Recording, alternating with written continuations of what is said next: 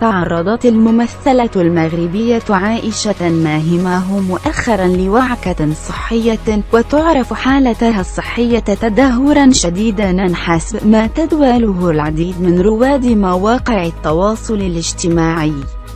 وأعرب جمهور الممثلة عن حزنهم الشديد لما آلت إليه أوضاعها الصحية، وشارك أحدهم منشورا عبر موقع التواصل الاجتماعي فيسبوك يتمنى من خلاله الصحة والعافية قائلا: إن شاء الله تعودين لنا سالمة، اللهم بكم وشفي جميع المسلمين، سنة سعيدة لك يا قديرة. كما تمنى الفنان المغربي رفيق بكر الشفاء لها. وردت الفنانة بتعليق على المنشور قائلة: إحبي وتقديري لكل من سأل عني، ولكل من هناني، ولكل من دعا لي، ولكل من نصني وتجاهني. كل عام وأنتم بألف خير وسعادة وسلام وحب ونجاح وصحة وعافية. قبلات أيها الأحباب، له لا يخطئكم علي ألف شكر.